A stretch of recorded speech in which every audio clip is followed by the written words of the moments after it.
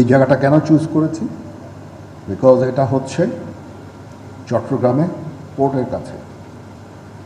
আমরা খালি এই প্রতিরক্ষা শিল্প নিজের প্রয়োজন মেটানোই নয়, আমরা এটাকে রপ্তানিমুখী শিল্পে রূপান্তর করতে চাচ্ছি। আপনি কিছু রপ্তানি করবেন, তারপর আমি একটা চিঠি দেব, চিঠি ওটা অ্যাপ্রুভ হয়ে আসতে আসতে লাগবে 1.5 মাস 2 মাস। এইভাবে কোনো রপ্তানিমুখী শিল্পর প্রসার সম্ভব না। এটা আমাদেরকে ছেড়ে দিতে হবে।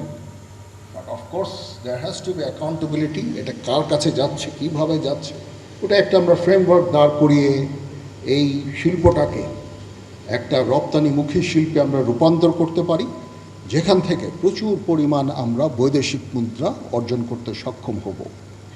তো সেই লক্ষ্যেই আসলে এখানে এই জলিল টেক্সটাইল মিলটা আমাদের দৃষ্টি আকর্ষণ করেছে। এটা পাহাড়ি এলাকা, এখানে কোনো এক্সপ্লোসিভ জাতীয় কোনো সরঞ্জামাদি তৈরি করতে গেলে যদি আল্লাহ না করে কখন দুর্ঘটনা হয়, সেটা কিন্তু বাইরে কেউ আর এফেক্টেড হবে না, because it surrounded by hills. এখানে অ্যাবসলিউটলি নিরাপদ। এই একটা বড় কারণ যে আমরা এই জায়গাটাকে চুজ করেছি।